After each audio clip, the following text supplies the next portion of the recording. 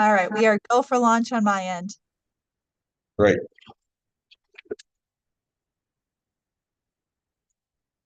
Good afternoon and welcome to good evening and welcome to the Thursday, February 5th, 2026 meeting of the Henrietta Town Board. I'd like to call the meeting to order. Please call the roll. Councilmember Barley. Here. Councilmember Stafford. Here. Councilmember Safranek. Here. Councilmember Owens. Here. Supervisor Schultz. Here. We'll begin the meeting with a silent prayer and the Pledge of Allegiance to the flag. And for those members of the board, I would love to include Tracy Morse in your thoughts. Yes. Unfortunately, we lost a member of our assessment team, town of assessor's office. Tracy Morse passed away unexpectedly. So he wasn't just an employee, he was a friend and family member. So it's going to be greatly missed. Thank you.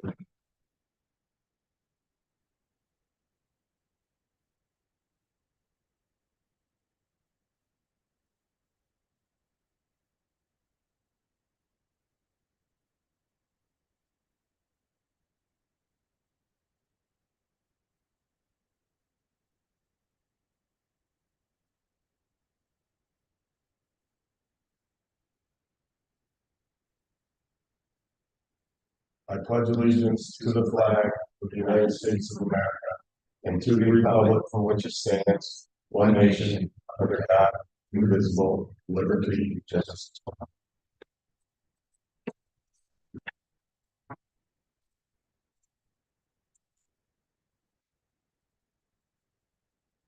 Can I get a motion to approve the minutes? Supervisor Schultz, I make a motion to approve the minutes from January 15th, 2026. Second. Any discussion? Hearing and seeing none, please call the roll. Councilmember Barley. Aye. Councilmember Stafford. Aye. Councilmember Safranek. Councilmember Owens. Aye. Supervisor Schultz. Aye.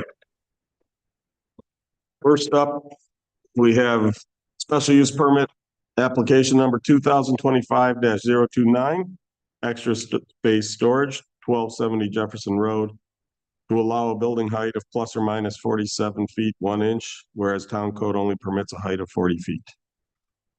Please introduce yourself, your relationship to the project, and go ahead and give us details.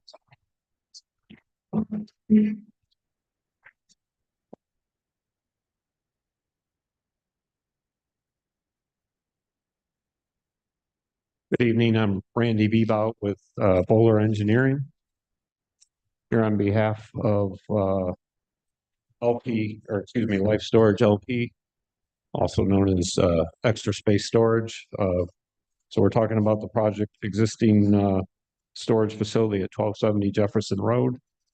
The proposal is to build a approximately 41,000 square foot, 4-story climate controlled building that would be essentially an addition to the existing 3-story climate controlled building that is there today. We're here because we need a special permit for the height. The proposed height is 47 foot 1 inches, where the zoning code, which is LDR industrial, allows for 40 feet. We had worked with town staff on this originally. The idea of going to the 4 stories is trying to maximize, or I can say minimize, the amount of loss of green space. And in doing this project, we've added existing building here to the north side, and then we're adding green space here on the east side and green space to the front. Both of these areas are existing pavement, and then narrowing up the drive lane on the west side, again trying to maximize the amount of green space. I will note the area in the back where this building is going is green lawn area today, but at one point in time that was all building coverage and asphalt. I think that changed when they came in with the three-story climate control building. So that's in summary what the project is. Just the other little addition is redoing the dumpster enclosure, which sits in the southwest corner of the site, slightly in front of the building. We did go to Conservation Board on Tuesday night. Conservation Board, generally speaking, is fine with the plan. They asked for some one of the tree species to be changed. We'd specified red maple. They want to see something else. And then asked for some additional shrub plantings, some juniper. So pretty minor, but all in all, they were in favor of the project. We did provide the responses to the special use permit criteria. I don't know if I need to walk through that, but the summary of that is that it's our opinion that this project, same use, fits within the zoning, fits within the neighborhood, and won't have an impact on the neighborhood. So with that, I can answer any questions. I do have the elevations of the building.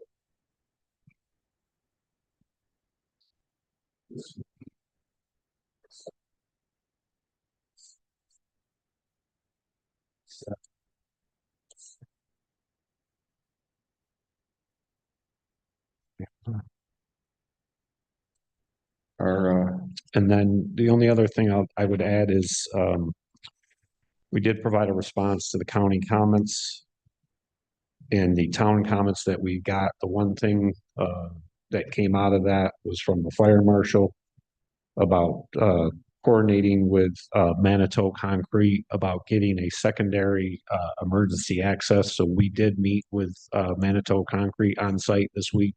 They are receptive to removing some of the existing barriers and putting up a gate that would be locked that would allow for a secondary access point for the town's emergency vehicles. So that's kind of in the works. We just sent that back to them, but it seems like they're receptive to, to doing that. So Randy, the berries you talk, those are the Jersey berries you're talking about, moving those and putting some fencing there? Yeah, yeah, they're like Jersey bears. They're almost more of a permanent, almost looks more of a permanent. So we would, physically cut out a section.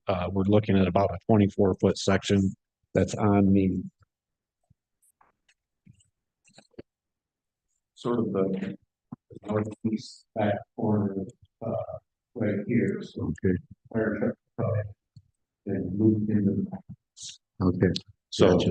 again, I don't know exactly what kind of gates. We haven't figured out that detail, but would be what we're, just because of the angle of it, we're anticipating we'll need 2 swing gates, probably about 24 feet wide in total, and those would swing in so they wouldn't impede on the flow of traffic to the Manitou facility. Mhm. And again, it would be locked. That was their important piece, is that Right. obviously they would want that locked. They don't want vehicles coming crossing over just because of from a safety standpoint, with the size and weight of the trucks that come in and out of there. Okay. And I'll just add, one of the benefits out of this green space kind of limits the access point, if you will, out of the east side, because they said just at times people kind of pop out of there and their trucks are either rolling in or out. So that'll actually, they like that, and it'll actually help them. Besides the preservation of green space, what other reasons do you guys need the extra height for the building? So we had started with a 3-story footprint. The idea of going to the 4 stories allows them to maintain their desired units, number and square foot rental space. So we accomplished that by going to the 4 story. Let me You guys interject. sold out on the other space that you already have? Are you sold out there? Is it like, Rob, let me interject. I'm the one who suggested they go to 4 stories, because when they originally had the 3-story building, it ate up too much of the green space. Mhm. So I had said to them, can you shrink the footprint?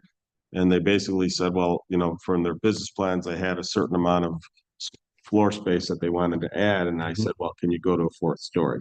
Gotcha. So that's where the 4-story came from. Originally, it was gonna be 3-story, but we were trying to preserve, you can see the green space at the top. Right. We were trying to preserve as much of that as possible.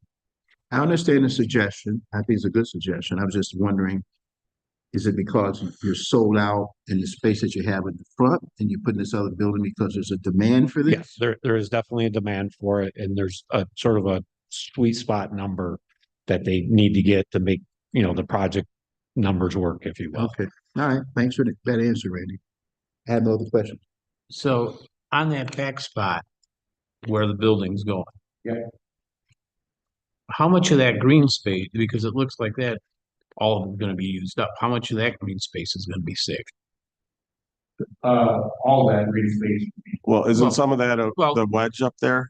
Cause Well, I that- thought that's part of the property too, some of that Yeah. wedge. What you see in green is part. Right, but that, okay, Like So that- currently today, you can drive around the back of that Yes. green space. So So you we're, could- we're using all.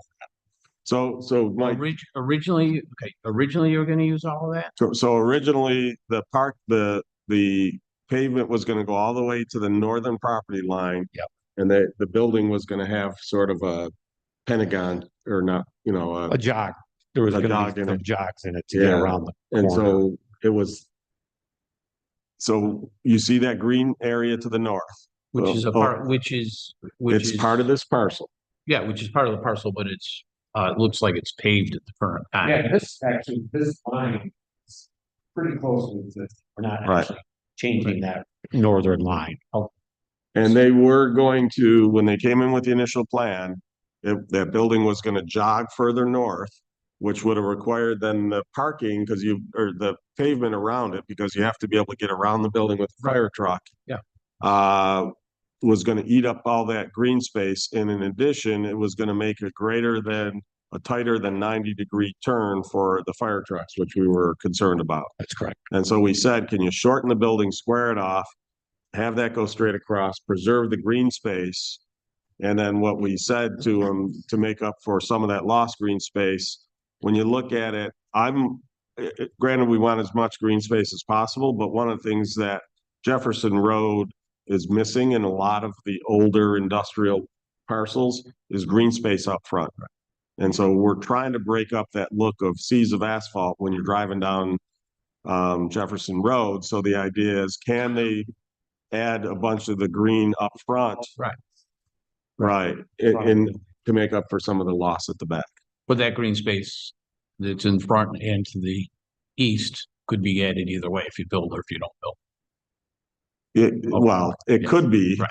Right, I'm just asking the Yeah, question. I that- mean, right. it's not like it's necessary. So, right, but the point is, you can't just go to somebody and say, put in this green space. We're saying, if you want to get this approved, you would need to put in the additional green space. so the part where the building's going, I've been back there several times since. And first, it was very difficult if you enter from the east side. I don't see how a fire truck could ever get in there. Either, anyway. They can. And so where the building is now, area there, it's lawn. Yes. What percentage of that lawn would you say is being taken up? All of it? Well, Or, the net change in green space is a reduction of about 4,500 square feet. So we Is that 21%? we minimize that by adding. these- right. I'm not, I just want to know how much of that area, because you really can't tell by the drawing. I mean, give me the second, I'll put it to the survey.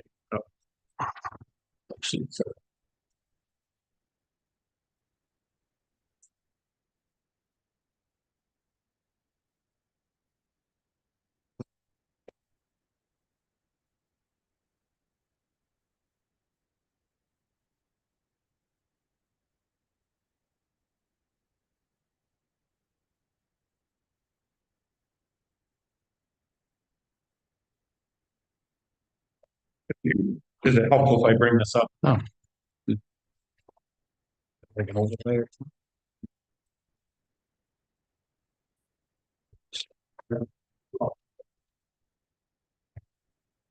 Yeah, so we're actually pulling this in a little bit back here.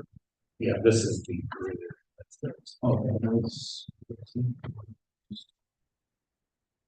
Size wise? No, what, the inner spots. Oh, is it- This is the greens, this box here is the greens. Right.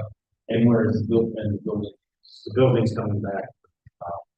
Oh, okay, so this is through the green. Well, no, because we're paving it, but we're pulling some of this. Okay. Kind of swap. And this here. It looks, it appears to be all. This is all grass, or vegetation.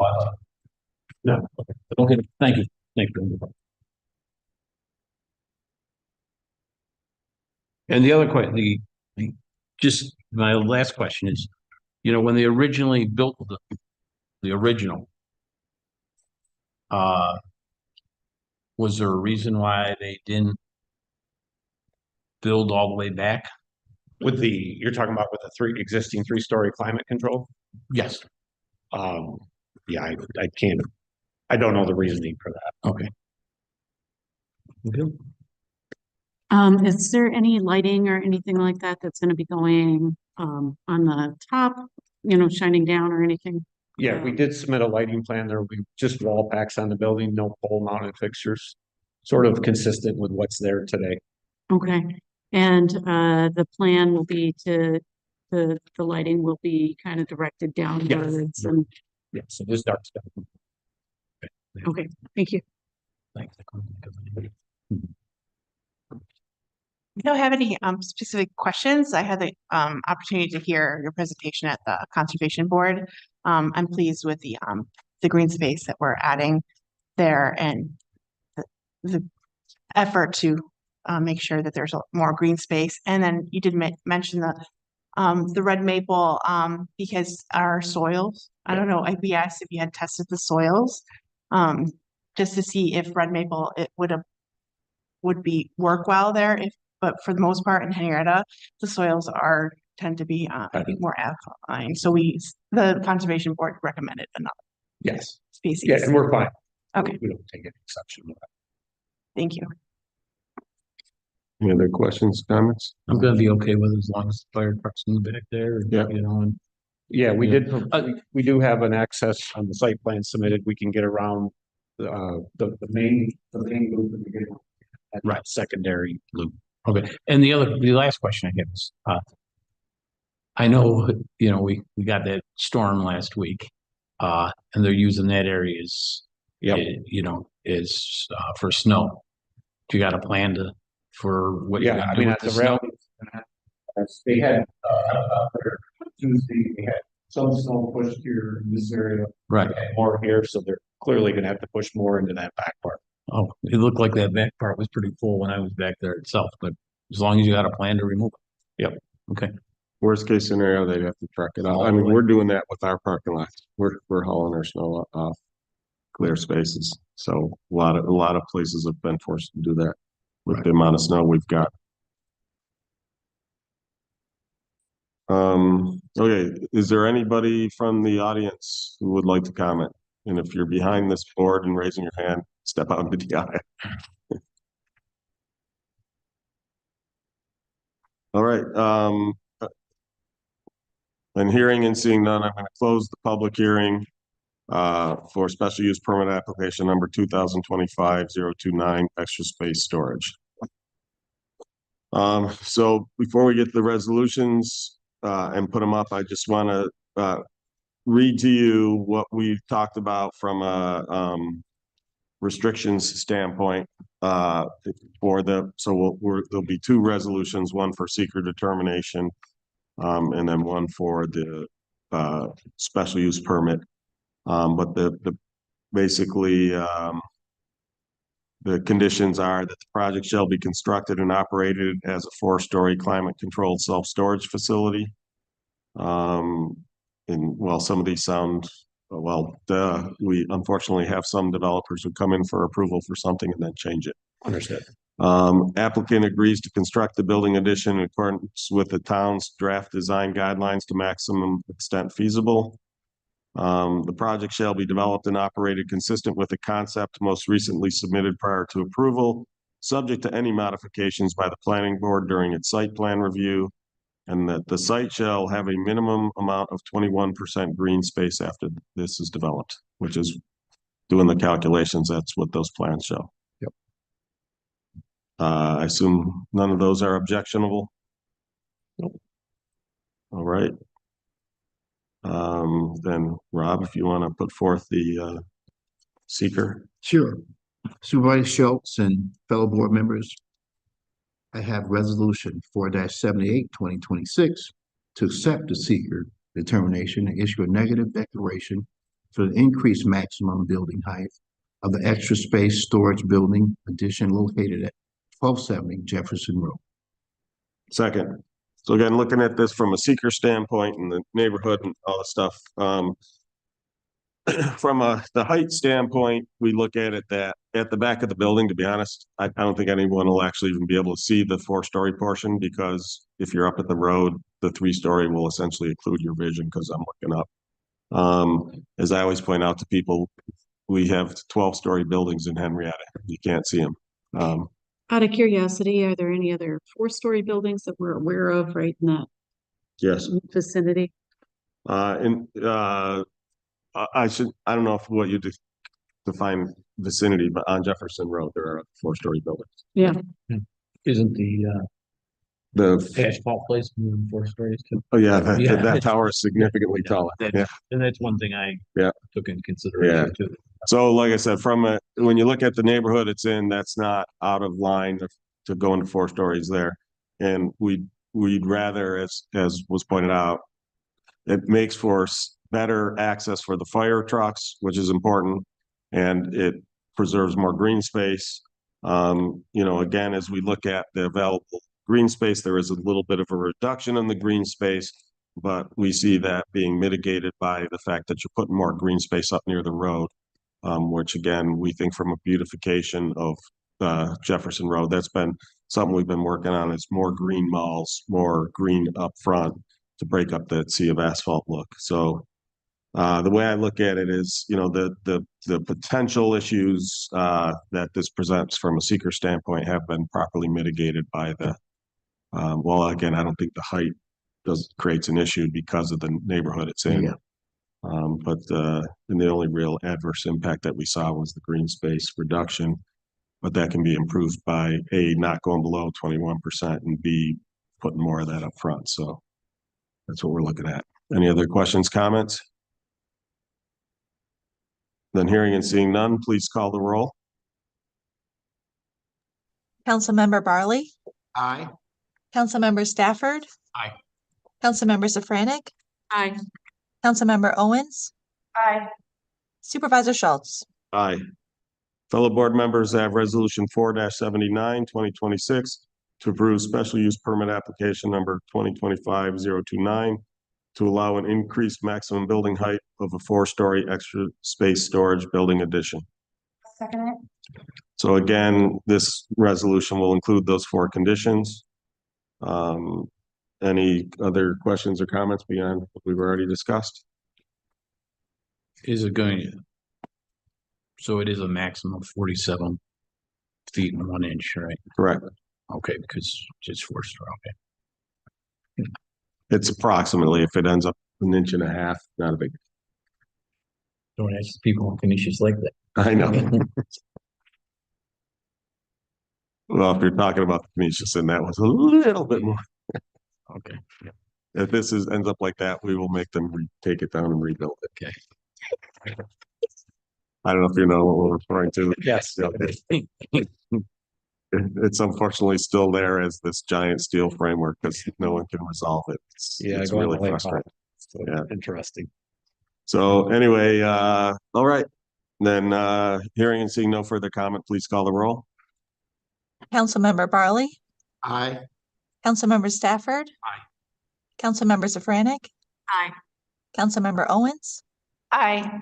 Supervisor Schultz. Aye. We thank them for continuing to do business in Henrietta. That's the prevalence of businesses like them that help keep the taxes down for the residents in Henrietta by Great, keeping the thank you. tax base up. So thank you. Appreciate it. Yep. Fellow board members and. No, no, no, no, Oh, slow yeah, down. sorry. We've got another public hearing. Oh, we do. So next up, we have a public hearing for a proposed local law to amend the Henrietta Town Code to change code violations from criminal violations to civil penalties. So just to give people a little history background on this, we used to have jail time for pretty much every code violation. And I've always thought that whoever came up with the jail times, and I guess it's actually goes back to state laws, I don't think they fully appreciate being in jail. And I say that because it would be like up to a $250 fine or 3 months in jail. Those are not equivalent. But one of the problems that we started to have is that anytime there is jail time as a possible outcome of the trial, you are entitled to a public defender. Well, as some of our, I'll call them repeat offenders, started to learn of this, they would all ask for a public defender. That put a significant burden on our public defender's office. Combine that with the changes in the discovery and bail and all the other judicial reforms, it created a problem with prosecuting these. So we removed the jail. Well, then when we issued these violations and some people didn't show up, we tried to get a warrant, bench warrant for them to appear in court. And we're told that you can't get a bench warrant because it's not a fully criminal offense because there's no jail time. So now it becomes show up at court or we're going to ask you to show up at court again. As you can imagine, these same individuals didn't show up at court. So that's been problematic. So in talking with our town prosecutor who's here tonight, as well as our town attorney, we decided, you know, it makes more sense when you really think about most of these, they are civil violations, not criminal violations. It's not really, I haven't committed a crime, but I'm not following my civil standards as far as what we set up in the town code. The ones that do come under criminal law. So for instance, exposing yourself in a public park, running an illegal gaming operation, those are illegal under New York State law. And so we could still pursue criminal penalties for those instances. But for things like, I didn't mow my lawn properly, you'll never go to jail for that. You couldn't get hit with civil penalties. One of the things that can happen in a civil penalty that can't happen in a criminal penalty is you can have a default judgment. So if you don't show up enough times, the judge can basically say, you know, we can ask, can we rule by default? And so then the plaintiff gets sent a notice saying, and I might not be using the right terms, I'm not an attorney, but that person, defendant, I guess it would be, the defendant gets sent a notice saying, you know, if you don't show up, it could be ruled in default. What was frustrating to us is when they said we weren't criminal and couldn't issue a bench warrant to force them to appear, they also said, well, you're not quite civil.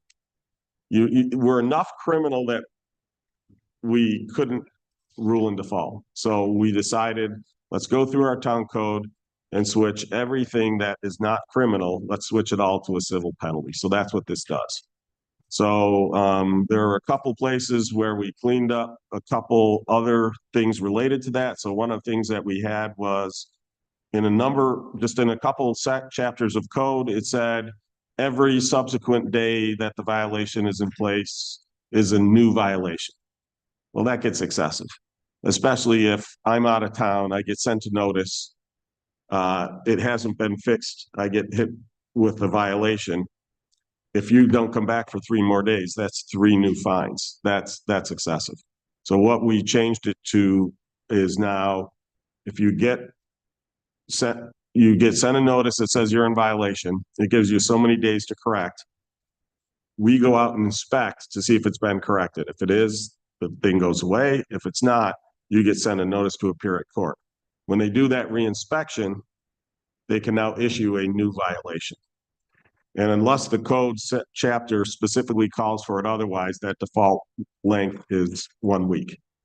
So essentially, you could get a new violation every week if you don't fix the problem. There are a couple that are more serious, usually related to potential fire risk. That those ones, the chapters do say like every 3 days or every 2 days or whatever. But we got rid of all the ones that just automatically, every day was an additional fine. So that's the majority of the changes, but like I said, what this will allow us to do is these people who don't show up at court, we can then rule by default. So we present our case, nobody presents their case, the judge rules. If we win, they get hit with the fines. Couple other minor things we in fact, one of the things I want to talk about was our town prosecutor mentioned something that we should have in there with regards to just adding one line about what is considered service, because we do allow service by mail or in person. And for mail, we allow first class or registered. Now, basically, our procedure is going to be we send out the notices of violation by first class mail, as well as put something at the property. When we go to do the default judgment, that one I want to go out as registered. I want to make sure we can demonstrate that it got to the person. As I've been saying, when it comes to, you're essentially, if it comes to anything, like there's a couple places in there where if you have junk vehicle on your property and you don't properly deal with it, we can actually come and remove it. Anything like that, to me, that deserves the extra due process to where we do registered mail. If it's just, you haven't mowed your lawn, here's your notice of violation, that we can do by first class mail. But for anything where you're going to be, we're potentially going to be taking your property, even if it's probably junk, to me, you're due that extra due process. Because our Constitution talks about you shall not, deprived of property without due process. So that we're leaving in there. The other thing I'll note is that the way we wrote the code is that for those who have been skipping out on their trials, because you can't go to default judgment unless you've skipped 2 hearings. All the ones that they've skipped up to date count. We still have to send them a notice that says your next trial, we can rule in default. But I didn't want to give them 2 more months worth of skipping trials before we could actually go to default. If they've been, we have one individual, I think he skipped his last 6 hearing dates. That person, I want to go straight to send him a certified mail saying, show up at your next trial and we're going to rule in default. So those are most of what we put in there. There were a couple places where there were sections where it said it is, you are required to do this. One had to do with getting a permit. There was no penalty if you didn't. So we just put in the standard penalty for that. So it was cleaning up a lot of that stuff. We still have a lot more to clean up in code. I just sent out to our town attorney and town prosecutor the code from New York State Association of Towns with regards to short-term rentals. We're starting to see increasing problems, including, as many people know, there was recently a party held at a short-term rental property and a shooting occurred. So we're going to take a look at what we're going to do with our rental registry, both in terms of short-term rental and long-term rental. So like I said, I reached out to the Association of Towns to ask what legislation has stood up in court in other towns. We typically try to start that way so that we know, you don't want to put something in that's going to get thrown out in court. Because again, people have property rights. So this is a balance of the property rights of the individual versus what I'll say is the rights of the neighbors to not be adversely affected by that rental property. Obviously, having a gunfight next door is not something that anyone should have to go through. So, so that's what we're looking at. Steve, you want to come up and talk? Um, you mentioned that if we're gonna go into a default phase, that you want it to be by certified. I think the way it reads now, could be mistaken, is that the default service can be the same as the, It can be. I'm saying what our policy legally, we can do first class or registered or serve personally.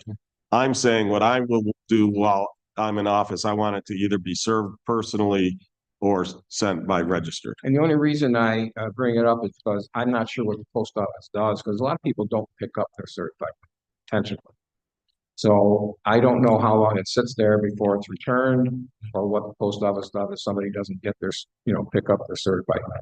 Well, I'm not sure what you mean by picked up, because with this, Doesn't get delivered. I'm not asking that it's delivered in person. This is just, it would get put in their mailbox and we would receive notification that it was put in their mailbox. Oh, so if somebody sends a certified letter to you, it's gonna go into the person's post box. Correct. The registered, and I could be getting the names up because I always get the two of them mixed up. One of them requires delivery to the actual person. That's the one that people skip out on. Yeah, or if there's signature required. We would not be sending it signature required because that's absolutely what you said happens. This basically just says, I think it's registered return receipt. It's what I used to use when I would send in my tax returns before they had e-filing, so that I could demonstrate, look, it got to the tax processing center in Massachusetts on the date, prior to the term date. So if they don't open it, that's their choice. We got it to their house. We can demonstrate Because that. what I was thinking, maybe what I was thinking about, if a certified letter goes to a post box, then it can just sit there. It could just sit there in their PO box. Because we're adding that language, which I borrowed for the Uniform Justice Court Act, about if the mailing doesn't come back within X days, it's deemed served.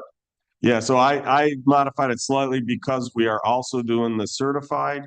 I suggested that it be for deliver. Let me read the actual text. And for the record, can you just let the people know who you are for our record? My name is Stephen Donsky. I'm the town prosecutor for Pennsylvania. Thanks. Okay, let me bring up the language. So based off of what you said, I just modified it slightly.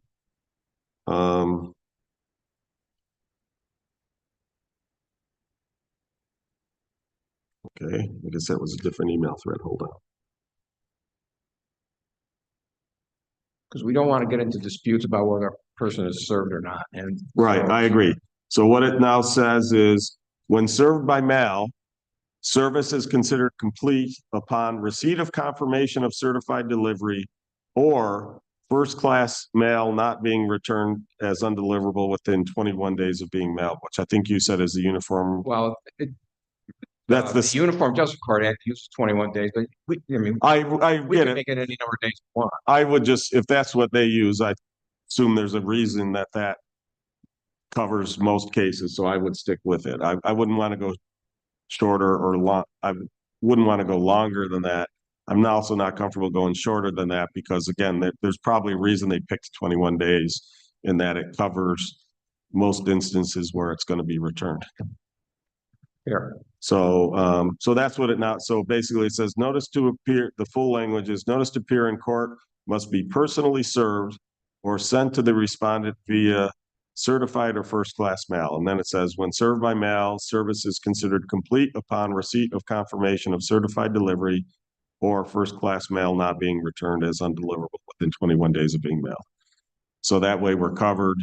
And again, this goes back to why I'd rather do the certified for the one for the, if we're going to rule in default, because that way we know for certain that it got to them. If they chose to ignore it, that's up to them, but we know it got to them because again,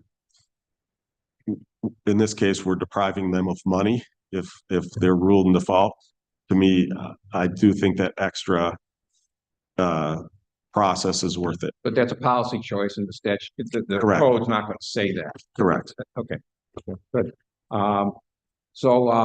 I appreciate these changes. We've had, as you indicated in the beginning, we've had quite a problem of getting individuals to show up to court because they've figured out they really isn't too much penalty for not showing up. Although, many do, but many don't. It's usually the problem, the problem, offenders, Certain individuals. certain individuals, yeah. So this will hopefully put some teeth into what we're doing. We will be able to get some default judgments. So there'll be monetary loss attached, hopefully, and it will encourage attendance into to court to deal with the violation that they received. So this is welcome, and I know this will eliminate, put some teeth into what we're doing, unclog our dockets because we just keep putting the same cases Right. over and over again because there's really not a lot else we can do. Yeah, I know I've had some complaint from judges that, they have 5 things on the docket and 3 of them are no-shows. It's, That's about the ratio. I would say maybe Yeah. it's 40% show and 60% not Yeah. show, roughly. And so this will be very welcome for a variety of reasons. But I do want to add also that our code enforcement officers work very hard and they do a very good job. And we have gotten a lot of compliance on codes in spite of the no-shows. And so I just want to add that we're doing good work, and this will hopefully allow us to do it even better. appreciate that. If there's a default judgment, how do we select the payments, particularly if the individual does not want to pay? So it can't all go to taxes. There's only certain, is it property maintenance? Yeah, so under New York State law, property maintenance can be levied to their taxes if unpaid for a certain amount of time. Otherwise, we have to take a lien out on their property. If they own real property in the county, there'll be a lien on that real property, Yeah, the judgment. And that judgment will sit for 10 years. It also affects credit. It could affect credit, yes. Right.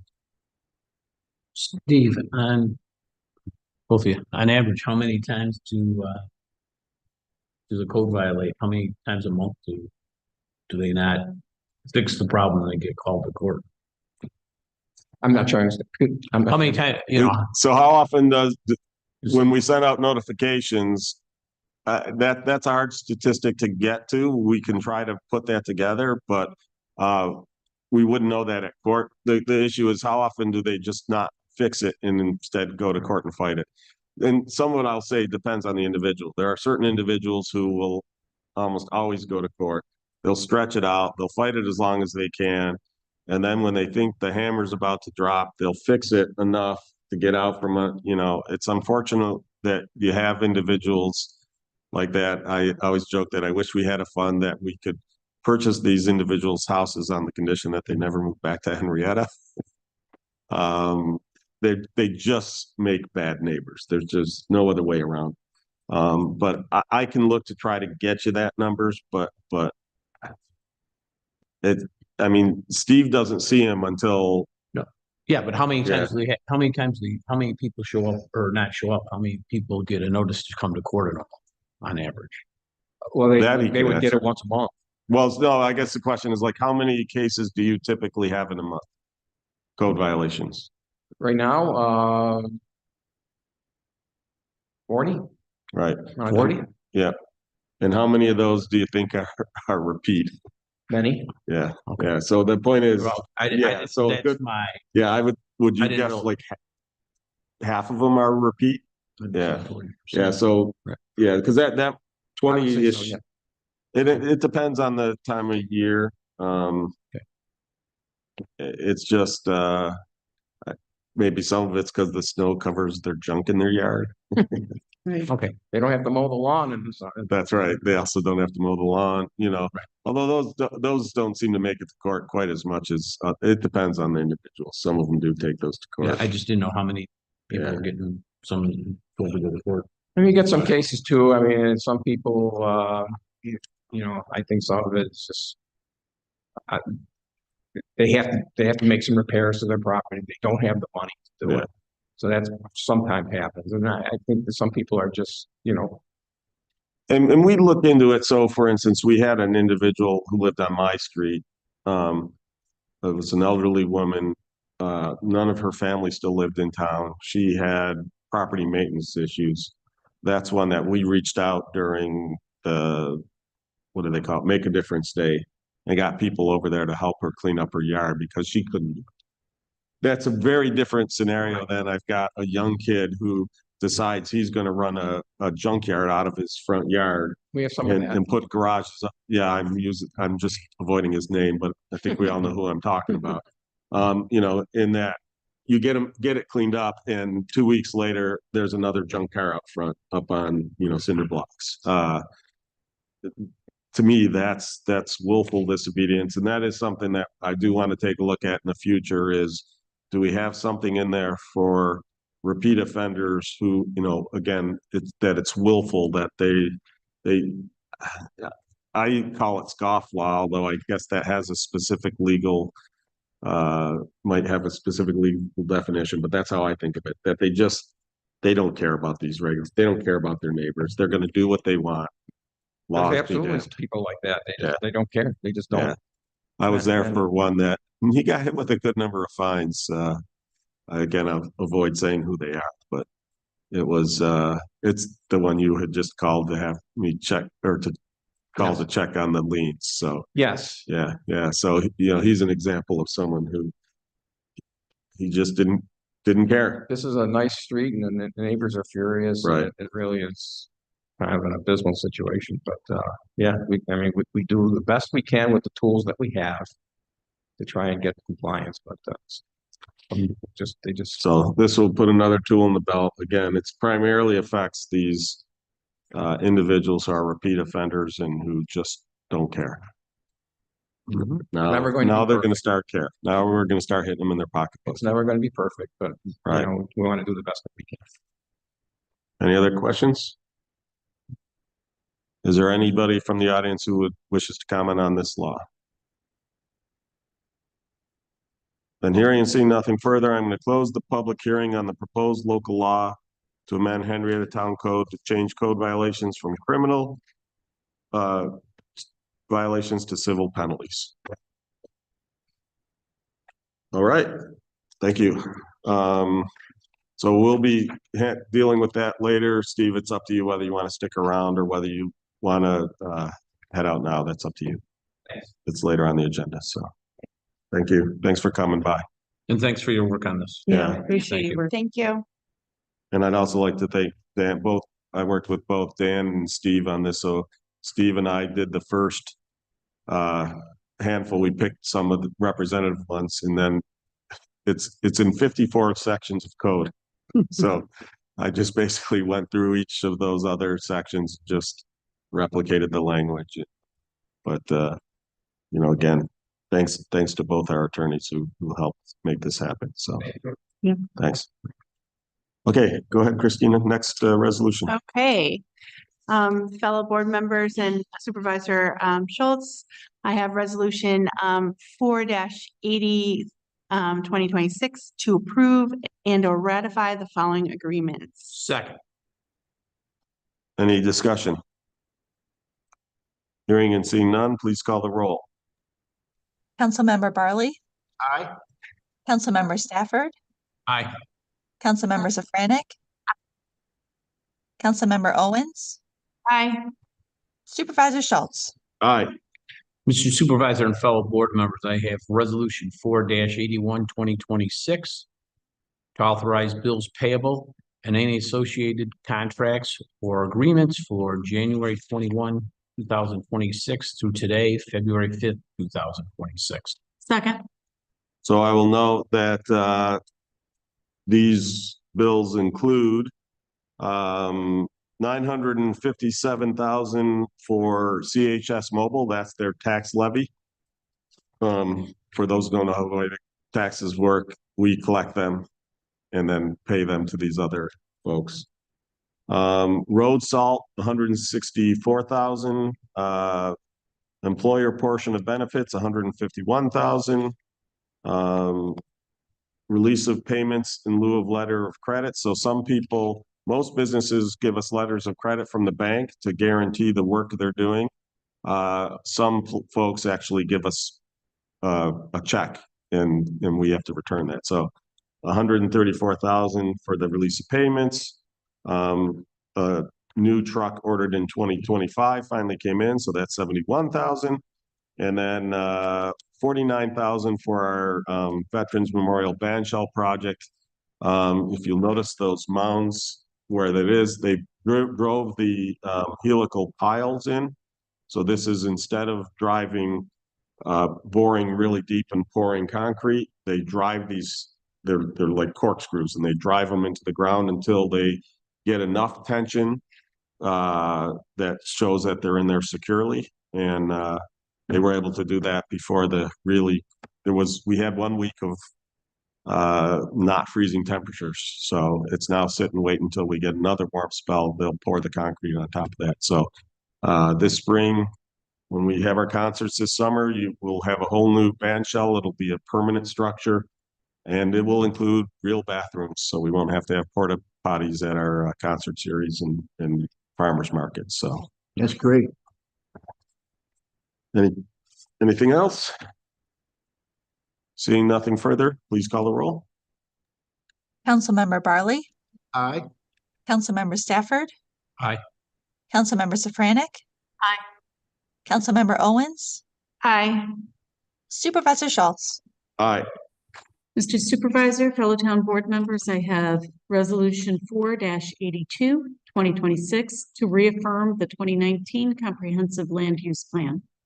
Second. So the reason we're doing this is we're going after a municipal parks and recreation grant to make our primary playground in Veterans Memorial Park accessible. We'd actually applied for a grant this past summer. We did not get awarded. In talking with the folks from New York State Parks Department, they said one of the things is because our comprehensive land use plan is more than 5 years, they don't consider it current, which we kind of find funny. We update our plan every 8 years. It was last updated in 2019, so we will be updating it in 2027. But we also did a supplemental update in 2021 to help keep it current. And what we're talking about here is absolutely part of the plan. In fact, it was in the 2011 update. It was in the 2003 update. And it's to build out the town center and to make all of our facilities more accessible. So the plan is to remove all the wood chips, replace it with a rubberized surface. We would also add about 3 or 4 pieces of accessible playground equipment. So these are ones that can be used by individuals in wheelchairs as well as just anyone. So they're like a glider, one's a swing, and then a couple of the other pieces are more, they are for individuals who might have developmental disabilities. So they're tactile pieces geared towards that, as well as we're looking at a swing that has the cradle to hold the person in, but also we're trying to find one that actually has head support, because some of the individuals do not have good head support. And so we found some high-backed ones that actually there's a portion that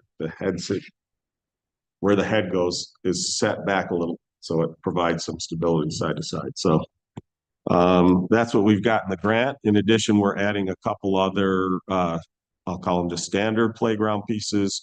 There's a couple pieces of that playground that, like, we used to have the wobble things you stand on. We've got those.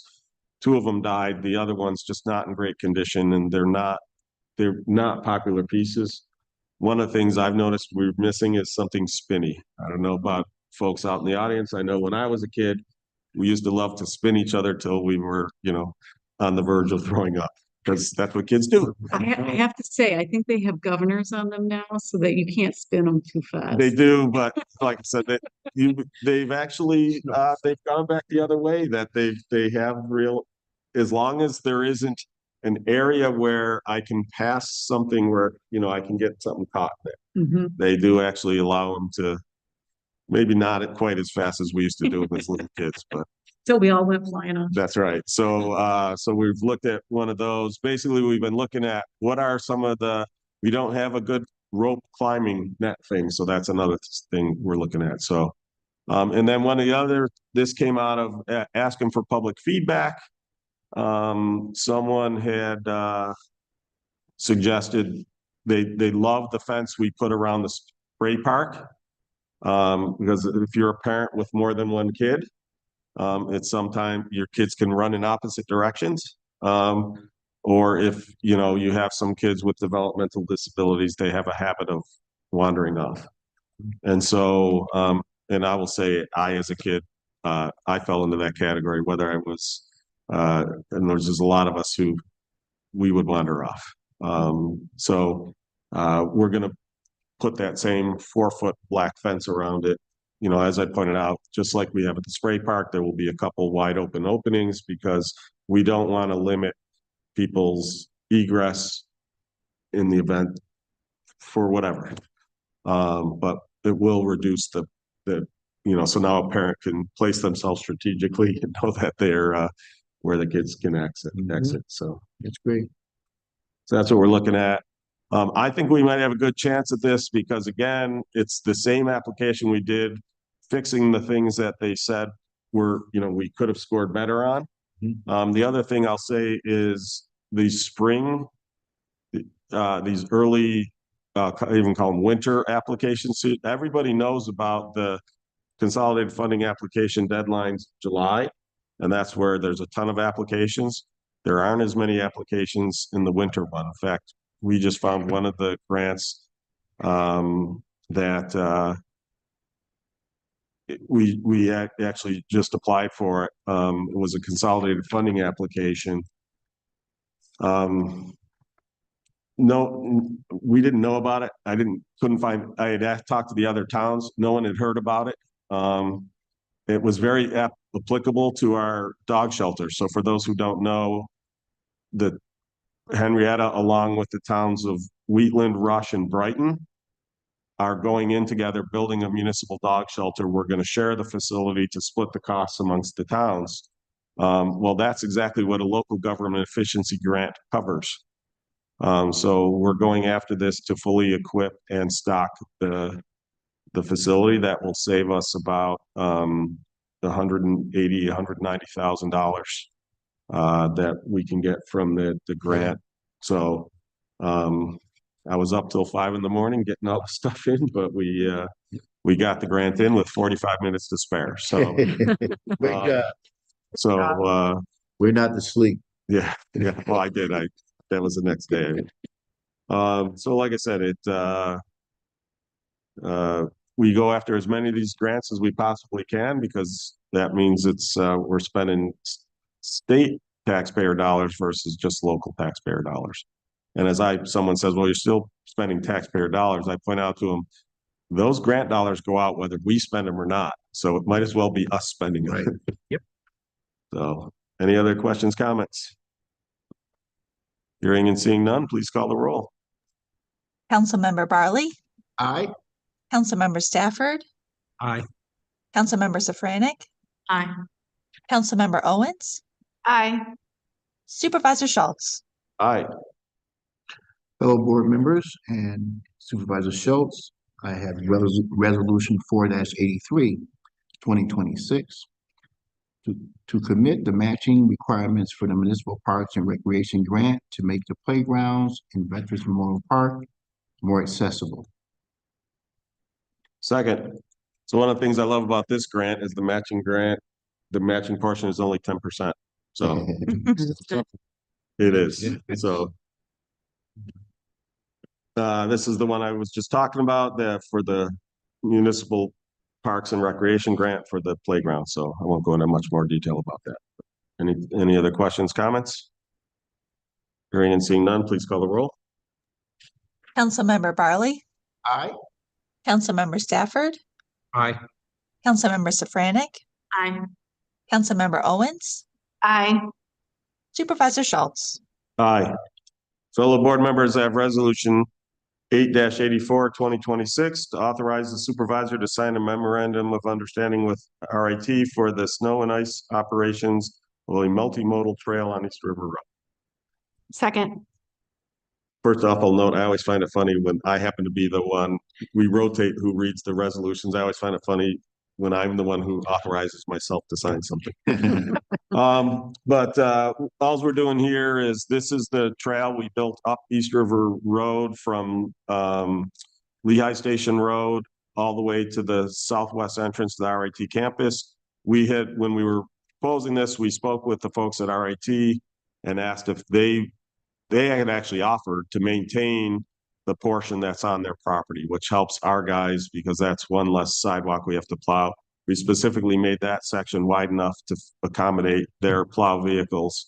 So this will help us tremendously, and we just need to have a MOU in place. A lot of that has to do with for insurance reasons, but both protecting us and protecting RIT. So any other questions, comments? Hearing and seeing none, please call the roll. Councilmember Barley, Aye. Councilmember Stafford. Aye. Councilmember Safranik, Aye. Councilmember Owens, Aye. Supervisor Schultz. Aye. Okay, fellow board members and Supervisor Schultz, I have resolution number 4-85, 2026 to authorize the supervisor to sign a Monroe County Stormwater Coalition intermunicipal agreement. Second. So this basically gets resolved every 5 years. We're part of a stormwater coalition because stormwater doesn't stop at town boundaries. So a bunch of the towns work together and basically trying to limit the flow of stormwater, properly channeling it into the streams or other or the river. And again, one of the things you try to do is you build detention ponds so that as the storm runoff for, let's say a commercial or industrial property, it fills that pond off and then drains at a slower rate. So you're actually slowing the amount of water, stormwater that's leaving the property. It creates less problems with flooding downstream. So that is one of the requirements, and we talk about how Henrietta is, works well with businesses to get businesses here. One of the things we're sticklers about is stormwater and erosion because again, it affects everybody, not just the folks where the runoff is occurring. So any other questions, comments? Hearing and seeing none, please call the roll. Councilmember Barley, Aye. Councilmember Stafford. Aye. Councilmember Safranik, Aye. Councilmember Owens, Aye. Supervisor Schultz. Aye. Mr. Supervisor and fellow board members, I have resolution 4-86, 2026 to authorize the installation of a center lane left-only sign on Highland Drive as requested by Monroe County DOT. Second. So this is the county DOT putting a sign up on their road. If you're wondering why they're asking us to pass this resolution, that's what allows it to be ticketed if people violate it. It's not as common for the left-only signs to be ticketed that way, but should somebody be disobeying that sign and cause an accident, they're at fault and are ticketable at that point. But this is like you'll usually see stop signs and things like that, so that if somebody runs a stop sign, they can be ticketed. So Well, occasionally I've seen people try to use the turn only lane as a. pass Driving away. lane. Yeah. Yeah. Yeah. Any other questions, comments? Hearing and seeing none, please call the roll. Councilmember Barley, Aye. Councilmember Stafford, Aye. Councilmember Safranik, Aye. Councilmember Owens, Aye. Supervisor Schultz, Aye. Mr. Supervisor, fellow town board members, I have resolution 4-87, 2026, to award the Department of Public Works HVAC services for various town facilities bid to Hostler and Jackal. Second. So we just went out for bid. This is to do some of the deeper preventive maintenance that we don't do ourselves, as well as if there's emergency repairs and stuff like that. So any other questions, comments? Hearing and seeing none, please call the roll. Councilmember Barley, Aye. Councilmember Stafford, Aye. Councilmember Safranik, Aye. Councilmember Owens, Aye. Supervisor Schultz, Aye. Fellow board members, I have resolution 4-88, 2026 to authorize the purchase of a new HVAC unit for the senior center. Second. So one of our HVAC units died, and the heat exchanger cracked, which means it's not really repairable other than to replace that whole unit, because otherwise you can risk carbon monoxide. It didn't make sense to me to spend $7,000 to $8,000 to repair an old unit. We are expanding the senior center this spring, and so I've reached out to the EC4B, which is the company that does the design for the mechanicals in the new building, and said, what can we, I wanted a unit that could work temporarily in this space, but that would work in the new building, because this unit's actually going to be moved. And so that's what we came up with, is this Carrier 4-ton. I'll note that at its current location, it can only be used for heating, because this has a higher air conditioning capacity than the existing unit, so it doesn't have enough amperage.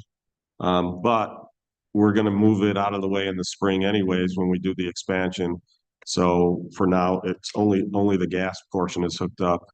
Well, the control electrical panel, but not the portion that can run the air conditioning. But that way, it's actually already installed and operating because of the extreme cold. So initially, when it first happened, the other two units were able to keep up when the temperatures were in the 20s and 30s. When they were 5, the other two units couldn't keep up. Okay. So we accelerated it.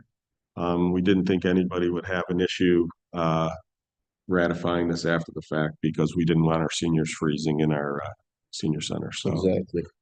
and so, like I said, we'll be able to reuse this for the new expansion once it goes in. So great. And a shout out to Wassel Goodselak, who's our Deputy Commissioner of Public Works, and his team for working with the first getting all the quotes and finding one who could get the thing in here this week. Because again, with these cold weathers, especially, as you get to this weekend when it's going to be 0, getting that in there now was important. So any other questions, comments? Hearing and seeing none, please call the roll. Councilmember Barley, Aye. Councilmember Stafford, Aye. Councilmember Safranik, Aye. Councilmember Owens, Aye. Supervisor Schultz, Aye. Fellow board members, I have resolution 4-89, dyslexia kicking in. 2026 to appoint Lori Jimenez to the Parks and Recreation Advisory Board. Second.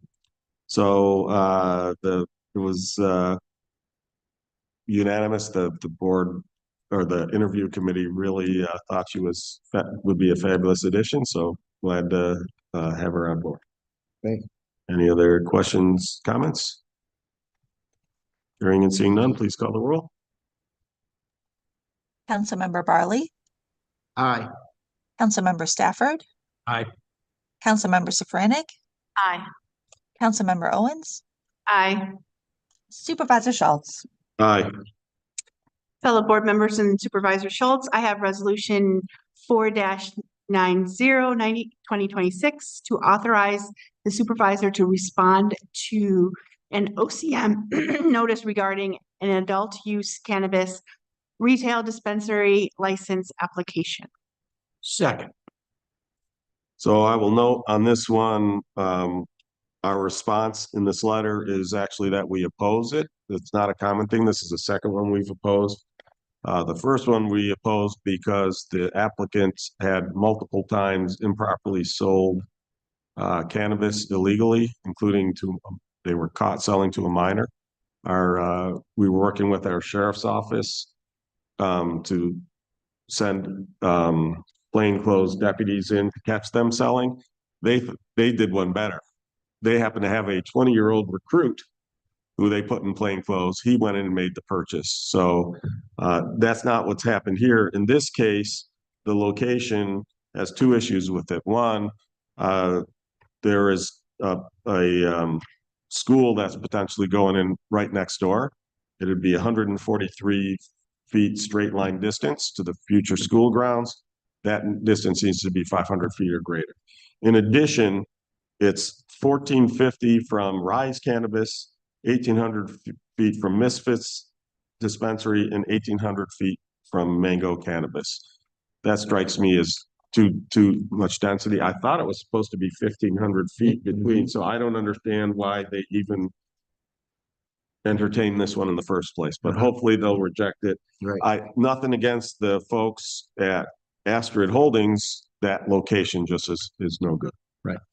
And when we were talking about it the other day, at workshop, 500 feet got mentioned. I kept saying, I thought it was 1500. Well, 500 is to the school. There's Okay. different distances Okay. depending on what it is. Okay. I think 1500 feet was the minimum distance between two dispensaries. Okay.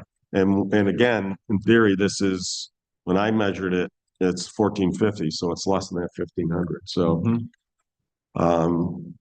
either way, on either grounds, to me, it's not a good location.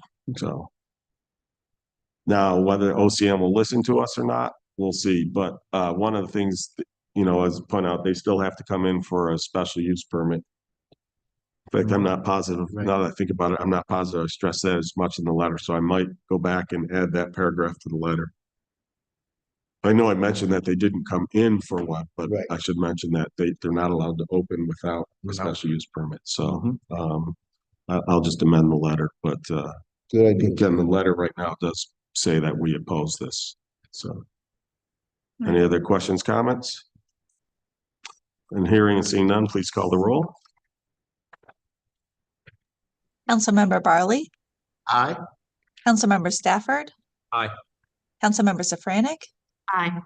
Councilmember Owens, Aye. Supervisor Schultz. Aye. Mr. Supervisor and fellow board members, I have resolution 4-91, 2026 to make appropriate budget transfers and adjustments to the 2025 adopted budget. Second. That's correct. It's basically, we had authorized some increases in certain areas, so this is just ticking in time. The auditors are actually in this week, so it's cleaning everything up. To close out that the 2025. A lot of the stuff comes in after the new year, like some of the receipts. So any other questions, comments? Hearing and seeing none, please call the roll. Councilmember Barley, Aye. Councilmember Stafford. Aye. Councilmember Safranik, Aye. Councilmember Owens, Aye. Supervisor Schultz. Aye. Mr. Supervisor, fellow town board members, I have resolution 4-92, 2026 to hire personnel and make the attached changes. Second. Any questions or comments? Hearing and seeing none, please call the roll. Councilmember Barley, Aye. Councilmember Stafford, Aye. Councilmember Safranik, Aye. Councilmember Owens, Aye. Supervisor Schultz. Aye. Fellow board members, I have resolution 4-93, 2026 to declare intent to be the lead agency for a coordinated seeker review of the proposed Raising Cane's restaurant at 823 Jefferson Road. Second. My family will be very happy. My granddaughter is already saying she wants to go there and work. My son, the same way, he's been to them in Boston and he's like, we need those in Henrietta. So, I've known about this for a while. I'm glad it's really public.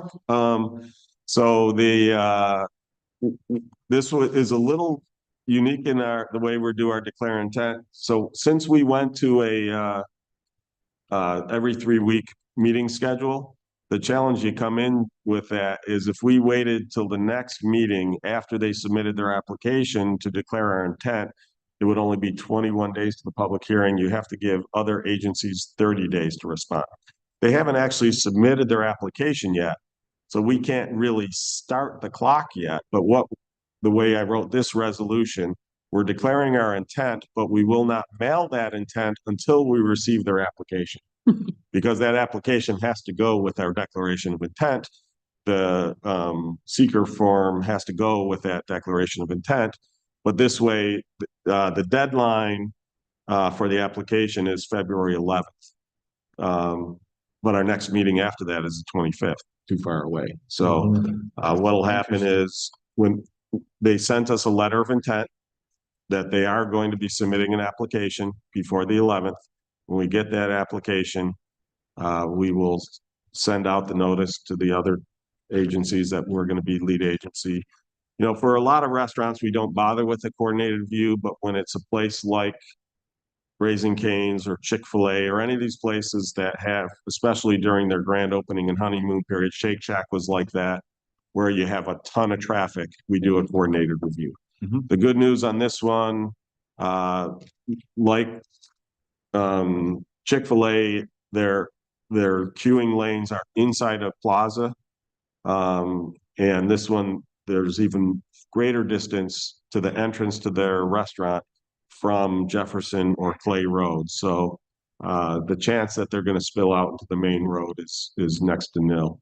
We're working right now with them on an interconnect between Shake Shack and this portion of the plaza, just so that if right now there's only a single entrance to Shake Shack with the second access out through this this parcel. We're going to have a cross connect there. That's just for an emergency. If God forbid there's an accident on Clay Road at the entrance for Shake Shack and emergency vehicles need to get in, that allows them to get in from the backside. Same thing here. If there's an accident at the entrance to this one, they can come in through Shake Shack.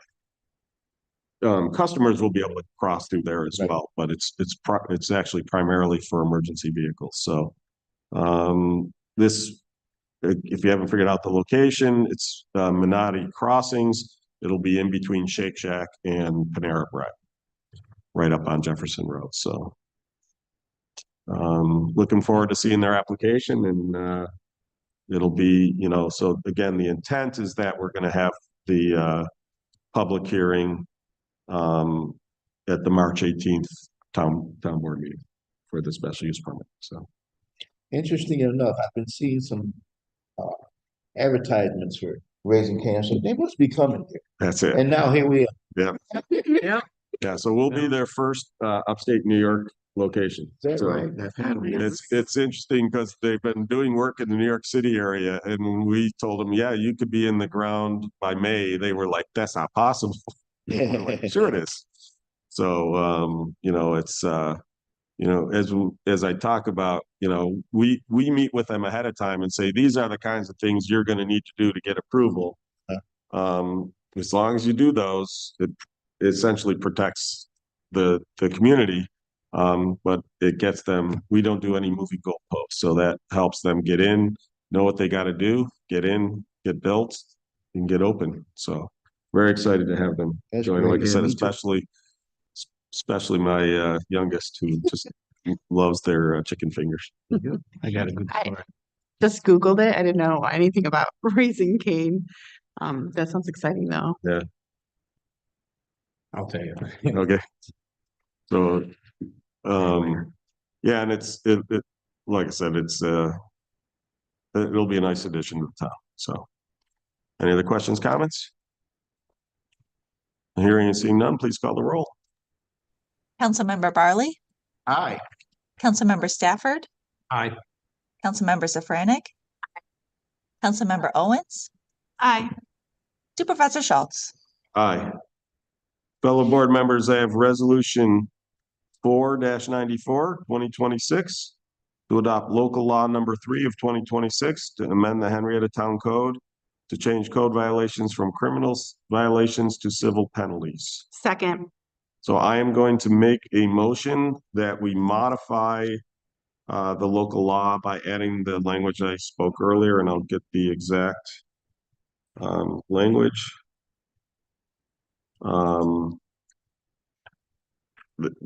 This is again with regards to Notification. notification. Just when do we consider it having been served? So let me pull that back up. So I guess I should have checked which portion of the code it's in. But it basically where it used to say notice to appear in court must be personally served or sent to the respondent via certified or first-class mail. It will now say notice to appear in court must be personally served or sent to the respondent via certified or first-class mail. When served by mail, service is considered complete upon receipt of confirmation of certified delivery, or first-class mail not being returned as undeliverable within 21 days of being mailed. So that- Second. Okay. Discussion as far as making that amendment. Sounds good. Dan, do you agree that that's not a significant enough change to require us to re-advertise, or what do you think?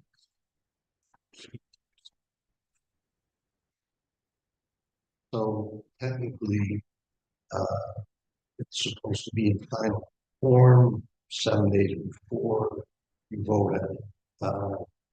I can't imagine that it would be invalidated.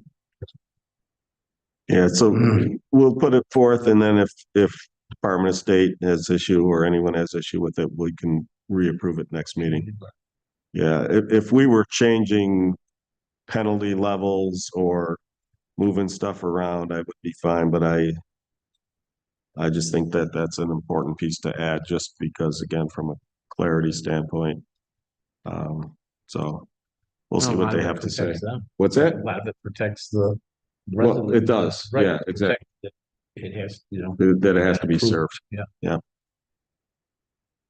Okay.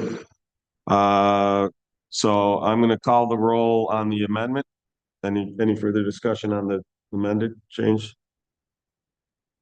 Then hearing and seeing none, please call the roll on the amendment. Councilmember Barley, Aye. Councilmember Stafford, Aye. Councilmember Safranik, Aye. Councilmember Owens, Aye. Supervisor Schultz. Aye. Hold on, Becky, I'm trying to forward this to you so you'll have the exact language.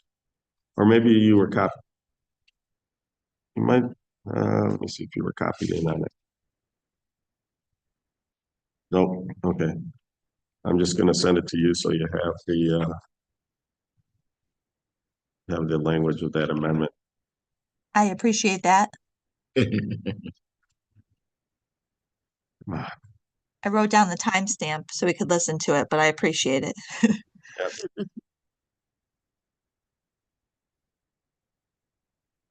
So it's in blue in the email message that I just forwarded you. All right, so now we will be voting on the amended, well, it's the resolution wasn't amended, but the resolution to pass the amended local law. Any further discussions? Then hearing and seeing none, please call the roll. Councilmember Barley, Aye. Councilmember Stafford. Aye. Councilmember Safranik, Aye. Councilmember Owens, Aye. Supervisor Schultz. Aye. So again, if we hear, if anybody objects to that, we'll just put it on the agenda for the next meeting as well. Okay. All right, that concludes our resolutions. Do I have any committee or miscellaneous reports from the board? I'd like to just say that the Diversity Committee has on February 9th at the library at 7 p.m. They're having community conversations.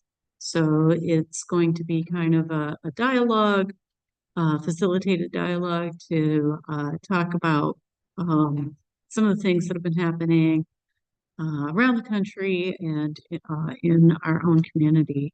And I invite everyone to come on out, participate. So I'll note, as many people are probably already aware, the extreme cold temperatures has created a number of water main breaks, the most significant one being at the intersection of Hawkins and East Henrietta Road, to where it dislodged the pavement by multiple inches. As I understand it, also lifted a car up off of its tires. Some individuals in our clerk's office says, "Great, you've given me a whole new worry when I have to drive through that intersection now." But our teams got out there quickly, made the quick call to close off the intersection from a safety standpoint. We worked with Monroe County Water Authority. They made the patch, but then we went around and looked for places where the seams and displacement were significant enough that it could cause issues for drivers and or our plow drivers, and made them patch those as well. So I suspect it'll be a little while before we have them repave that. And the only reason is I think it's going to be a bit of time before that fully settles back down. Essentially that the ground under that pavement was, can't say aerated because it was water, but liquidated. But I'm sure it's again, based on how much the pavement lifted up, it's going to settle back down that same amount of distance. So it's unfortunate because of course it had to happen right after they just finished repairing the road. Yeah. But the good news, we expect it to be cut out essentially from crosswalk to crosswalk. So the whole intersection should be as good as new. But that crown is very pronounced. It is. I go around it. I've seen some cars go over it. And it's like a roller coaster for cars. Yeah. Yeah, one place, like I said, there was a lip.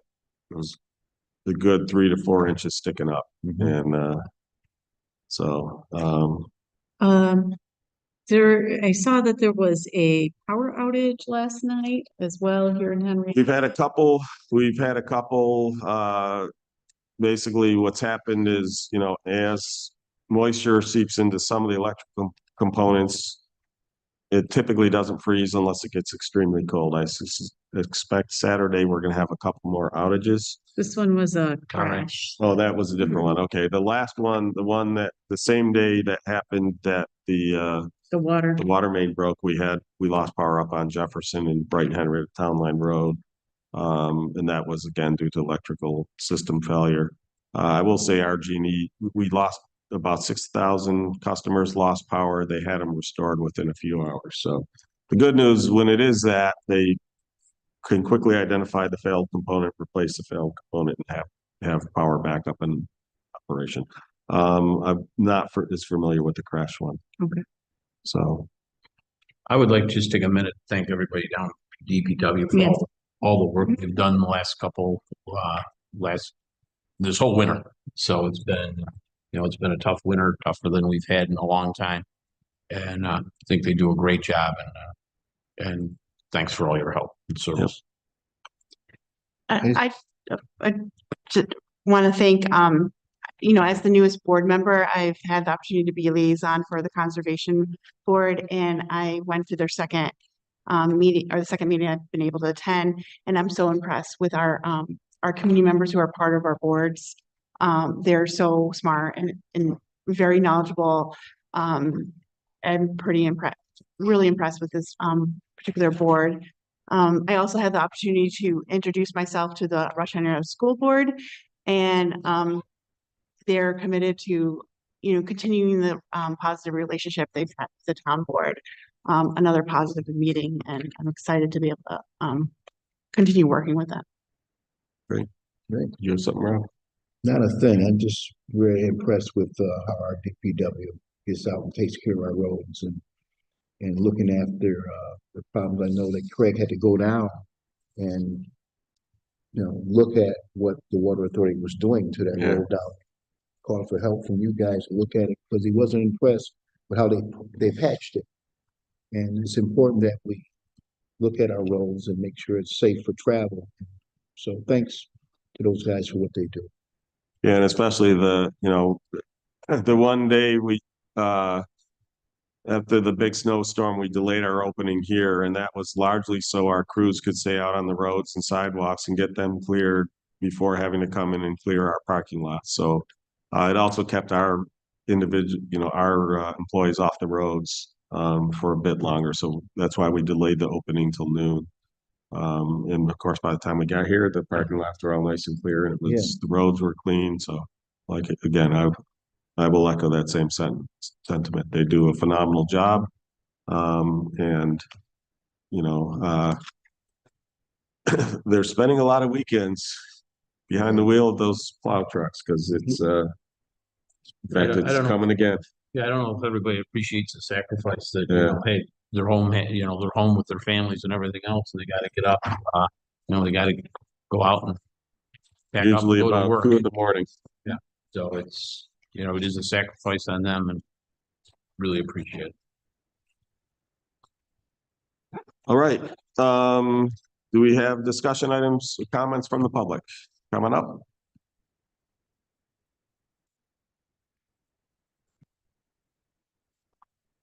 Go ahead and introduce yourself.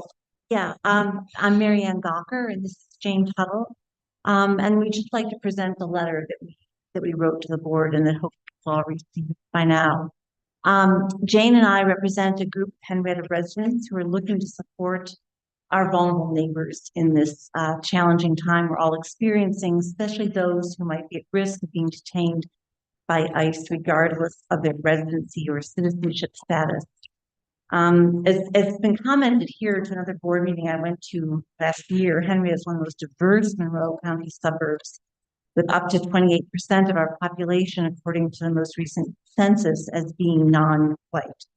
But everyone's our neighbors, coworkers, parents, business owners, and students.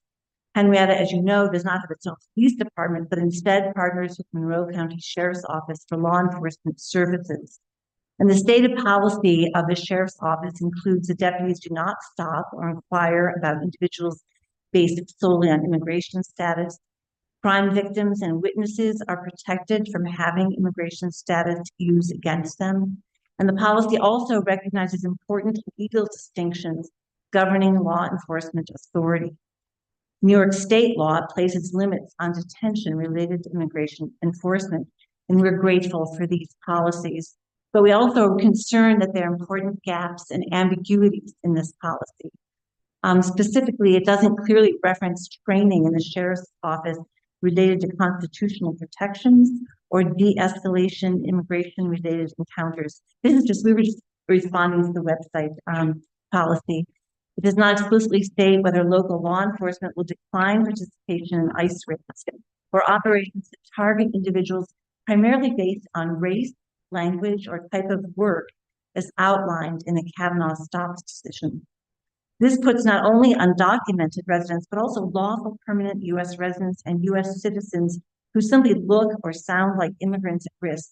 It does not allay their fear, and this undermines public safety, discourages crime reporting, and erodes trust in government institutions. And it strikes fear in our children's hearts. We therefore respectfully ask Supervisor Silk and the board in their discussions with Captain Christopher Fay, Monroe County Sheriff's Office Zone B Commissioner, to reaffirm our town's expectations in fostering safety, dignity, and trust for all residents, specifically to reaffirm our Henrietta's commitment to the 4th, 5th, and 14th Amendments and due process for all residents, regardless of immigration status, to reaffirm that town facilities, staff, and resources will not be used in ways that undermine constitutional protections. We ask that Henrietta encourage the sheriff's office to avoid participation in enforcement actions that rely on race, language, or type of work, and encourage training focused on constitutional limits, de-escalation, and community trust. And we ask that the sheriff's office affirm that victims and witnesses should feel safe interacting with law enforcement without fear related to their immigration status. And we thank you for listening. So upon receiving your letter, I did reach out to Sheriff Baxter and Captain Fay. I'm going to read to you Captain Fay's response.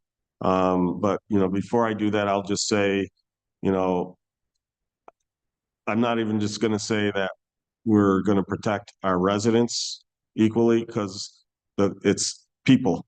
If you read the Constitution, it doesn't say citizens. It says no person shall be deprived of life, liberty, or possession, right? So these folks who say, well, they're illegal immigrants, they're still entitled to our civil rights. You know, I've been having this argument with this individual saying, you know, talking about the ethos of America and what made America great. And to me, it's two things.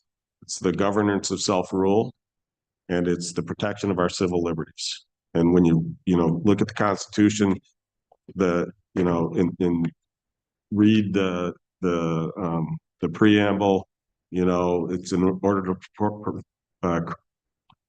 create a more perfect union. And it goes into all the stuff that we're doing to, you know, whether it's promoting the common welfare, providing the common defense, et cetera, and so forth. But then one of the things is they brought this out to the people. One of the first things they said is, this is great, this creates our government, but what about our civil liberties, right? They had just been trampled by the king and England, and we wanted to say that we're not going to repeat that. And it's really disturbing to me that there are people who are, till just a few years ago, used to carry the Constitution around in their pocket, and where are they now screaming? What's sad is it took the Second Amendment for them to actually say, hey, wait a minute, you're violating the Constitution. That's pretty sad. But, you know, again, those rights are conferred upon all persons, not just citizens, and not just residents. So I'll now read Captain Fay's letter. He says, Supervisor Schultz, I appreciate you reaching out with this concern. I understand the importance of the needed conversations revolving around the current status of immigration issues. I am unable to attend tonight's meeting, but I do believe this topic is important enough to prioritize a roundtable discussion with those who sent the letter of concern to you. The policy regarding our interaction with any immigration issues is outlined on the sheriff's webpage, link below, and I'll read that in a moment. As captain of B-Zone and a resident of Henrietta, I hate the thought of victims being fearful to come forward and gain needed help due to the belief that they will be harmed in any way. Again, this needs to be discussed in a roundtable environment so we can share ideas that will help us eliminate such fears and hear firsthand from the people of our town. Please advise if there is interest in setting up this meeting on this topic. I will make myself available. As always, I'm grateful for the communication. And then the Monroe County page. Basically what they say is Monroe County follows the law and Constitution. They cooperate with federal law enforcement partners on criminal investigations only. They do not proactively enforce or assist in federal civil immigration enforcement. They do not stop or inquire based solely upon immigration status. Victims and witnesses of crime must feel safe reporting offenses without fear. Deputies do not inquire about immigration status when individuals report crimes or seek assistance.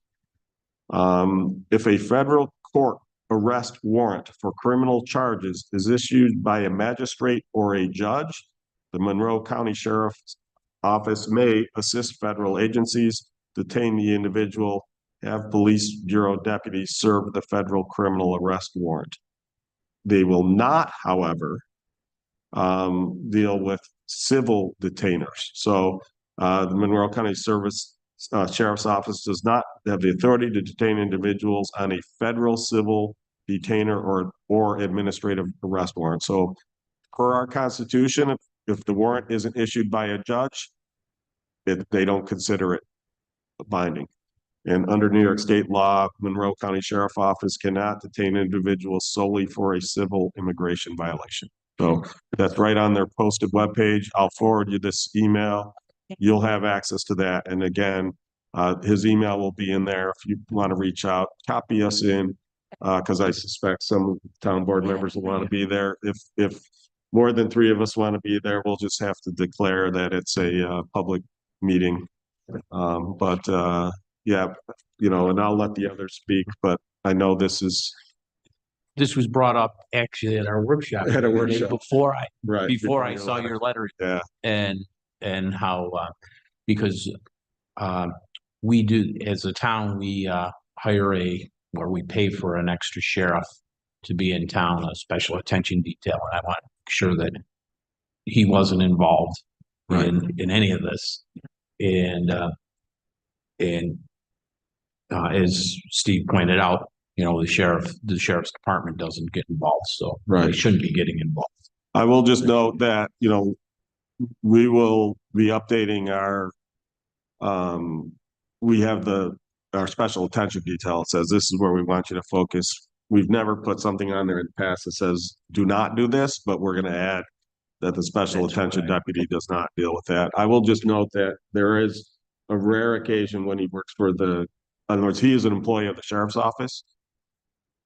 They occasionally have that individual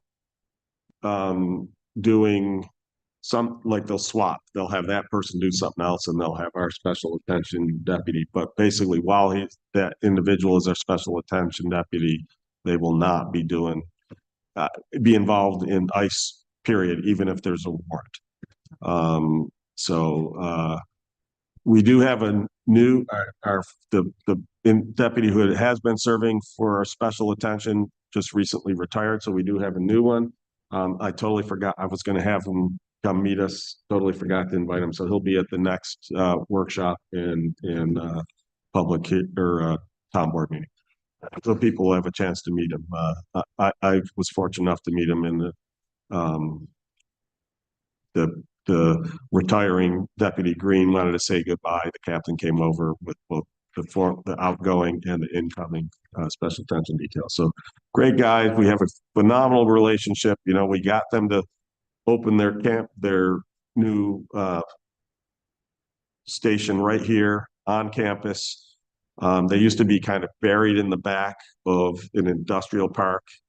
It just didn't make sense. And to give you an idea, it was of the change under Sheriff Baxter and the attitude on this stuff. They are very much about de-escalation. I don't know whether it states that on their stuff, but that is a huge thing for him, as well as public outreach. And one of the things, to tell you a little funny anecdote, we were meeting this is when I was first in office, and Sheriff Baxter and I both first got elected to office at the same time. And so during the campaign, we talked about, we need you guys to be on campus. In fact, we were talking about the possibility of actually using some of our property. The county executive at the time was against that. They had a particular developer who's built all of their substations, and they continue to use that developer, and I'll leave it at that. Now, the good news is I approached that developer and said, there is an empty parcel right next door to town campus. Would you acquire that and build there? And he did. So I give credit to the developer. And so we're having the meeting, and a couple of officers had gotten there early. And this one guy was talking about, where I'm sitting, I can see out in the hallway, and I can see Sheriff Baxter coming down the hallway. And this officer says, well, you know, if we're there at town hall, we're going to get a lot of people who might just come in and with little details and want to talk to. And it was funny because the Sheriff Baxter puts on the brakes. He's just outside the door and he waits and lets this guy finish. And he comes around and he goes, you do realize our job is to serve the public. And this guy gets this look on his face. I will say I never saw that individual at another meeting. But you know, it was just a interesting contrast between the previous sheriff's mentality and the current sheriff's mentality. So, and we've certainly seen it. You know, we've had Captain Fay is now our second captain of the B zone since I've been in office, and he's just phenomenal to work with. We got a great relationship, and they very much, you know, when we had the No Kings protests out here, they work with the folks who are doing the protests, and I will say our protesters do it absolutely right. Understand, it's how peaceful protest and redress of government issues is supposed to be done. You know, and so when we had the issues with the riots in the wake of Floyd, they were mostly downtown. Some started to come towards Henrietta. It got shut down right away. These weren't really protesters, these were rioters and looters. And they'd come to a store and they'd immediately gotten arrested. You know, they do a very good job in terms of de-escalating those situations. And again, distinguishing between those who are truly protesting and those who are rioting and looting. And they're very much in favor of those who do the peaceful protests. They're obviously very much against those who loot and riot. So just a great relationship. And I'll shut up now so others can talk. Mary Sorry. Mary Ann and Jane, right? I want to thank you both for coming in and speaking on this as a man of color. I know how oppressive that could be. I've had that happen personally. So thank you for speaking up against something that may not affect you on an everyday basis. Thank you both for coming in. Sorry, Mary. Yeah, I was gonna say the town's diversity committee did have a conversation with Captain Fay. They invited him in, and I think it was a very, very good conversation. The committee did consider it kind of to be a start of a good conversation. I do strongly recommend if you're available to participate in the diversity committee's community conversations. That's great. It is a group of individuals that whenever we are doing any activities and things like that, we do take into consideration the safety of our diverse community and how we can make things safe for anyone who wants to participate, including having exit plans and that type of thing. Thank you. I also want to thank you both for coming. This is something that I've been thinking about. As a teacher, I do know now I have 2 students who are being detained by ICE, and it's heartbreaking. As I was thinking about your letter, I had learned about the second one. I'm also half of my family and my aunt, my mom's and my aunt from Peru and Hispanic. My aunt has actually expressed concerns about even coming to the No Kings protest because she's worried about, because she has this pretty strong accent. So I hear it, the concerns. I am also thrilled that we're hearing positive feedback from our partners in the sheriff's office. I think this is really important. I like the idea of having a roundtable, and I definitely want to be at this conversation because we need to kind of reiterate, even though we have the policies, we don't know what could happen.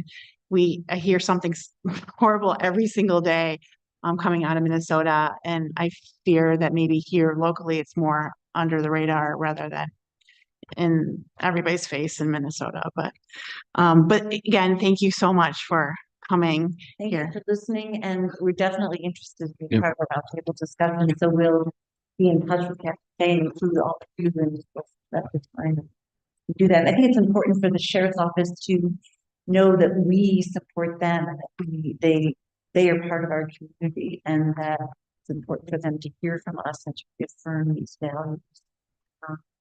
I mean, we are so grateful to the diverse community. It's part of what makes Henrietta so great. So we want to do different. I was trying to send it now, but I'm having trouble finding it on the tablet version. So Okay. I'll do it from my All right. desk, but I'll forward it back to you guys. Thank you. I will say it doesn't happen under the radar. I get probably 4 or 5 calls a week about a potential ICE raid. The last one was there's helicopters flying.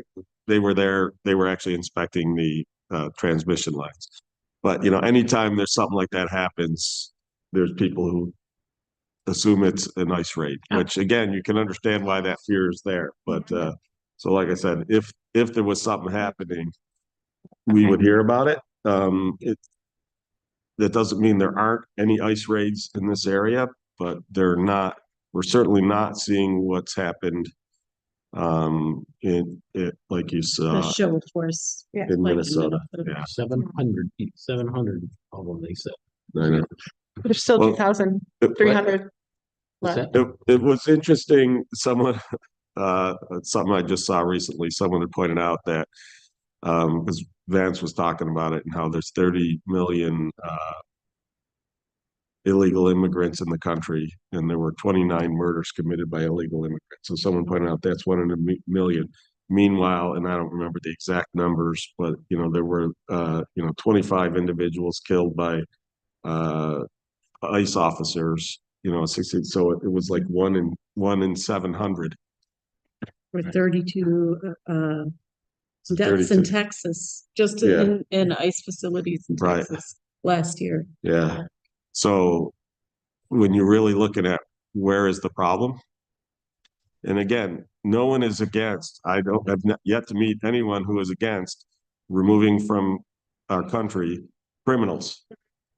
That who have, especially violent criminals. Through due Speak- process. Right. They still are entitled to due process, right? Due process. But I don't consider, a traffic stop to be a criminal offense. The worst of the worst. Right. Yeah. So it's, and I will say, unfortunately, one of the, the thing you're seeing with the breakdown in Congress is, I think both sides, if they're being honest, will say we need reform of our immigration policy. And unfortunately, they just can't do it. Well, they had something and Trump said, no, we can't come to an agreement on immigration because that'll hurt my chances of getting elected, which is disgusting. The thing that's really frustrated me that in Congress over the past 2 to 3 decades, when I was growing up, being Republican and Democrat were 2 different ways of solving problems. Now it's become the other side is the devil and must be stopped at all costs. If they are for it, we must be against it. And that's not how it should be. And this compromise became a dirty word, which is baloney. That's how everything should be, right? Because again, you have not everybody's in 100% agreement how stuff should be done. So you try to find the common ground. That's part of what compromise is, right? This is, I'm good with 80% of this, but this other 20% really bugs me. Well, I'm good with it. So do that common ground. And one of the most infuriating things I hear is when a congressman says, well, it only fixed 80% of the problem, so I voted against it. Right. Well, it still fixed 80% of the problems. Get that done. And then if you can figure out how to attack the other 20%, do something additional. But, it's so frustrating. And, I've been blessed in that. So up until this year, I've always had a mixed board in terms of Democrat and Republican. And everybody that I've served with has always put the community first, politics a distant second, right? As we put it, politics, you have to run, typically you have to run in a political party to get elected. But that gets you elected. Once you're elected, you serve the whole community. You don't just serve your political base. And that seems to have been forgotten, especially as you get up into Congress. And it's so frustrating. I'll get off my soapbox now. Well, thanks again for Thank you. your concern and taking the time. Thank you. Thank you. Any other questions, comments, feedback from the public? Then hearing and seeing none, can I get a motion to adjourn? Second. Hearing no objections, meeting adjourned.